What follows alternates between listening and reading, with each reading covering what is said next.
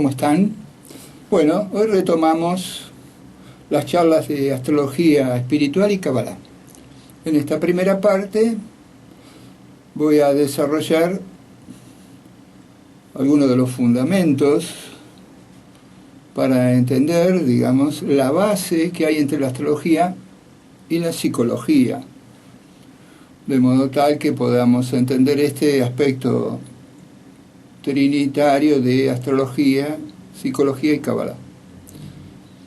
Lo primero que vamos a tratar de pensar es un concepto que está presente en casi todas las partes de las enseñanzas que hablan de lo trinitario. Estamos hablando de la presencia de tres elementos. En la enseñanza de la fe, lo trinitario es Dios el Creador, su Espíritu Divino y el hombre. Ahí ya tenemos una función de lo trinitario. Otra cuestión que también es trinitaria y que debe ser entendido como tal es el mundo divino y el mundo material, y la función trinitaria ahí la tiene el hombre. El hombre es aquel que cumple la función de unificar o sintetizar o conectar lo divino con lo material. Volvemos a encontrar este concepto de lo trinitario ahí presente. Si avanzamos un poco más en esto del tema trinitario, en la enseñanza clásica que está muy de moda últimamente, se habla de la ley de causa y efecto. Si pensamos un poco, causa y efecto es una dualidad, pero como decimos que es una ley, obviamente para que haya una ley tiene que haber un legislador, un creador, y ese es el tercer elemento. O sea que Dios, causa y efecto, también hacen de una comprensión de lo trinitario. Y si lo pensamos un poco, yo a veces prefiero reemplazar el concepto de causa y efecto por el concepto de acción y consecuencia de la acción. Ya que, aunque la causa primaria de toda acción no está a la vista, no es visible, de todas formas, mi acción nunca es vacía de sentido. No hay acciones vacías de sentido, por más elementales que sean mis acciones, las más simples, las más cotidianas, siempre hay un sentido detrás, que a ese sentido le llamaríamos causa. Aunque la razón última de mis relaciones con el mundo material, obviamente, es mi tarea de unir el espíritu, el alma, con el mundo material. Quiere decir que mi accionar debería tener esa unificación entre lo espiritual y lo material. Vamos a hablar un poco de psicología para poder ir avanzando en esta necesidad de describir los elementos primarios y luego juntarlos para hacer la masa del postre. En psicología se puede comprender como la constitución del mundo humano y de sus conductas y sus decisiones en tres campos. Un campo es el campo de lo real, el otro es el campo de lo simbólico y el otro es el campo de lo imaginario. Bien, voy a pasar a explicar de una forma bastante sencilla, es bastante un poco más profunda y complicada, pero para llegar a ser accesible a la comprensión de lo que voy a mostrar después en un ejemplo, es bueno esta base, que llamamos lo real, el mundo material. El agua, la piedra, el aire, el perro, el cuerpo. Ese es el mundo material. Todo aquello que es palpable o percibible o sensible es el mundo material, concreto, si quieren lo llamamos así. Después existe para eso lo que se llama el mundo simbólico, que en realidad se construye en el humano, el mundo simbólico, a partir de lo que se llama palabras. Las palabras constituyen oraciones, las oraciones constituyen conceptos. ¿Sí? Bien. ¿Cuál es la importancia de esto? Si pensamos un poco en la cantidad, por lo menos, a menos que uno viva en una isla desierta, los que vivimos en ciudades o en cualquier parte más o menos poblada, lo que tenemos es materialmente muchos semejantes, muchos seres humanos. El simple acto de viajar en tren en una hora pico muestra con qué cercanía estoy rodeado de seres humanos. De todas formas, para que alguno de esos seres humanos adquiera importancia para mí, yo tengo que adjudicarle un valor simbólico. Padre, hermano, amigo, amiga, vecino, algún valor simbólico. Quiere decir que mi lenguaje constituye, dime, el modo donde yo simbolizo cuál es el valor de los objetos materiales. Una piedra tiene cero valor a menos que yo deba usarla como arma para matar una víbora o ponerla en un anillo para regalarle a la que va a ser mi futura esposa. Quiero decir que los objetos materiales son indiferentes en sí hasta que yo sobre ellos construyo un valor simbólico. Le doy un nombre, le adjudico una cualidad o lo incluyo en mi mundo de cosas valiosas. Pensemos que todo lo que es abstracto quiere decir que mis sentidos no lo pueden percibir, como el mundo espiritual, como conceptos patrióticos, como conceptos como dignidad o moral, son valores simbólicos que recién a partir de esa categoría que yo le doy a esos valores simbólicos adquieren presencia, si no, son inexistentes. Y después tenemos el campo de lo imaginario. Imaginario está ligado en castellano a la palabra imagen, pero no me refiero a imaginario como lo que mi ojo ve. Sencillamente imaginario es lo que yo construyo dentro mío.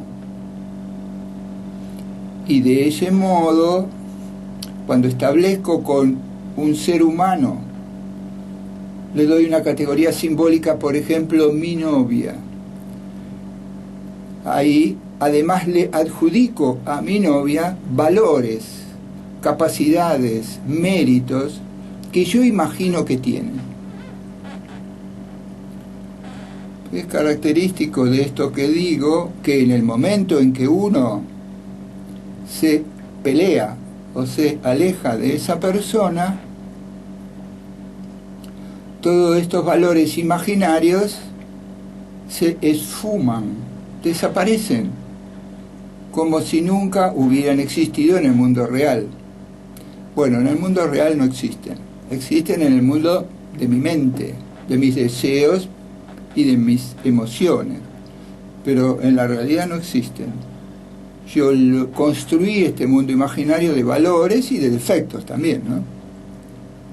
Y en la pérdida del vínculo, en el alejamiento o en la ruptura, sencillamente será necesario que yo trastoque esos valores de amorosidad por otros valores imaginarios también de maldad, rechazo, desprecio y una serie de cualidades negativas que yo construiré sobre las cualidades positivas que construí anteriormente.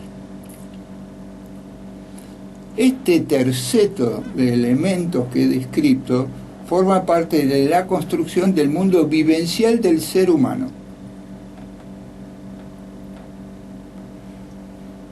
Y cuando se evalúa astrológicamente la personalidad, se establece la posibilidad de hacer una proporción de cuánto de mundo imaginario tiene una persona, cuánto de mundo real es capaz de percibir y cuánto de mundo simbólico.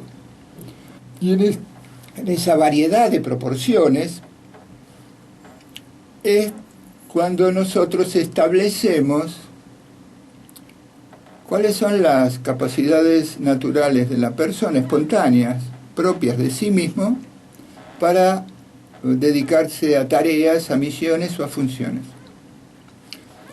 Voy a dar un ejemplo de la aplicación de estos tres conceptos en un caso puntual.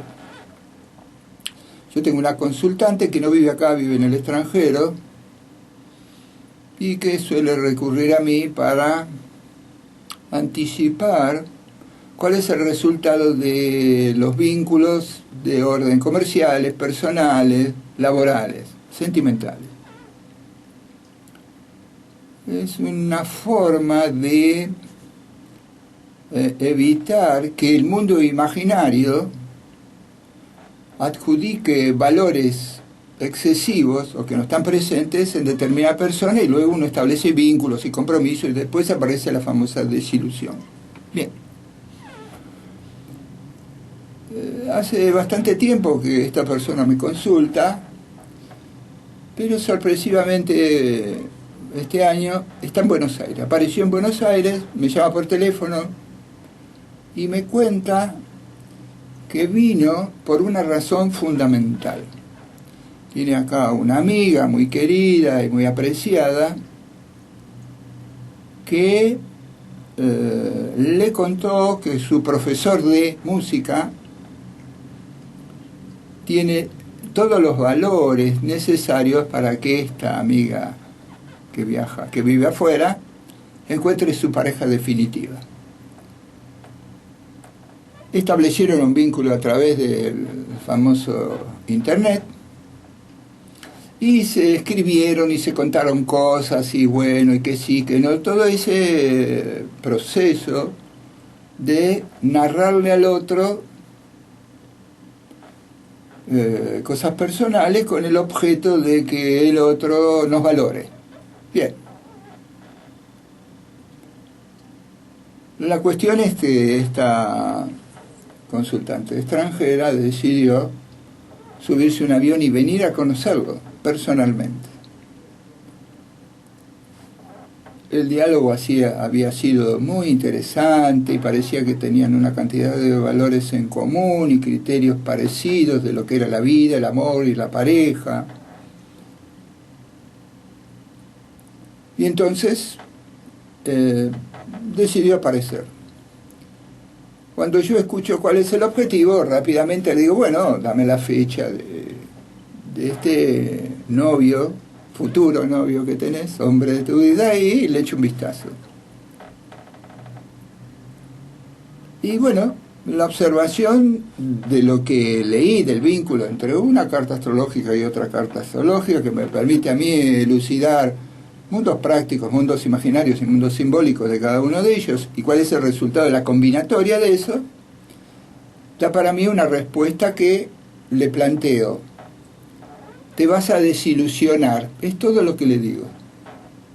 No necesitaba más que esa definición. Acá me detengo un momento. A ella la conozco mucho, he trabajado mucho con ella, me ha dado mucha información de gente con quien hizo contactos, negocios y demás, o empleados, y entonces sé cómo piensa, sé cómo razona, hemos tenido charlas personales cada vez que viene a Buenos Aires, que sí que ella la conozco bien. A él nada, no lo conozco, no tengo la menor referencia, a menos que yo, que es algo que yo acepto, tenga muchísimas referencias sencillamente mirando lo que está escrito para él y con su fecha de nacimiento y su hora de nacimiento. Y hago una definición tajante, te va a desilusionar. Bueno, ella llega, se pone en contacto con él, hacen un encuentro, y el resultado del encuentro es que ella está desilusionada. Es sorprendente. Casi parece de magia, pero les aclaro que no hay ninguna magia. cualquier astrólogo que tenga ejercicio profesional de esto le hubiera dicho lo mismo que le dije yo. O sea, no es que se requiere alguna luminosidad distinta, sencillamente es una profesión, requiere una cuestión de fe en el conocimiento y trabajo, y con la práctica uno adquiere cierta sabiduría. Bien,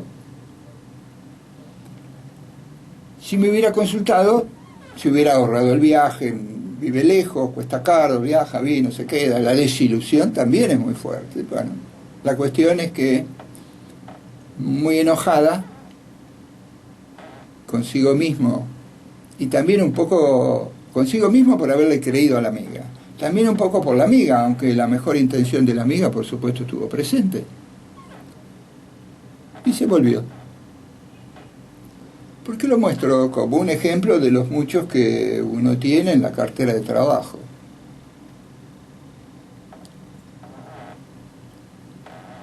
Existe vínculos permitidos y vínculos no permitidos. Esa es la enseñanza que trasciende lo común, lo práctico, lo humano, trasciende lo humano. Digamos, la astrología espiritual, ¿qué se permite? Por lo menos como concepto, entender que cada encuentro de cualquier naturaleza y por cualquier causa tiene una razón que proviene de otro plano. Voy a retomar lo que dije al principio para aplicarlo acá, que es la ley de causa y efecto. Es una ley, por lo tanto requiere de un legislador que determine la ley. Obviamente la creación es una ley de causa y efecto que tiene un creador, Dios, y por lo tanto la relación de causa y efecto tiene una lógica que trasciende los mundos afectivos e imaginarios del ser humano. Y por eso muchos vínculos que reúnen suficiente afinidad y comprensión y ciertos requisitos, necesidades de la pareja en ese momento, pueden no ser posibles de proyectos a largo plazo, sencillamente porque a lo mejor en el encuentro que está escrito, el tiempo de conectarse tiene un objetivo puntual. No siempre los humanos entendemos por qué me junto con una persona, por qué hago algo, un vínculo, un afecto, un amor, o una amistad, como ustedes prefieren, es lo mismo. ¿Cuál es la causa por la cual caminamos juntos un tiempo? ¿Por qué me encuentro? Y es sorprendente, porque entender por qué me encuentro con alguien es una cuestión que yo adjudicaré a tener los mismos valores, nos gusta el mismo club de fútbol, la misma música, o fuimos al mismo colegio. No sé, hay muchísimas de las justificaciones que uno se da, yo también obviamente, cuando hago una relación con alguien, formal o informal. Bueno, en mi caso particular, después ese vínculo lo paso por la máquina objetiva de la astrología, y entonces ahí empiezo a entender más profundamente por qué salgo a caminar con alguien por 10 minutos, o por qué convivo con alguien 20 años. Pero en el plano humano eso no es accesible. Yo le pongo al otro valores imaginarios, que no significa que el otro los tenga. Y en general, cuando se analiza un vínculo y la ruptura de esos vínculos, lo primero que aparece siempre es la frase: yo ya sabía que me iba a pasar esto, dice alguien. Sorprendente, no es que se sorprenden por lo que les pasa, sino que dicen, yo ya sabía.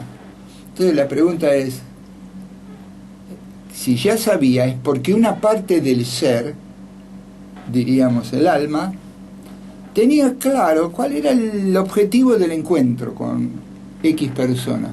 Lo tenía claro, Y si el humano, la mente humana se lo permite, esa experiencia siempre es valedera para ambos. Si la mente humana de ambos entienden cuál es la causa por la cual se han juntado, o sea, si cada uno de ellos presta atención a su alma, a lo que su alma le dice, posiblemente ese vínculo sea bueno para las almas de ambos. Pero nuestra mente humana y nuestro ego funciona muy fuerte, entonces adjudica a los vínculos y a las parejas otros valores, más imaginarios. Y bueno, de esto se trata un poco entender qué es la astrología espiritual.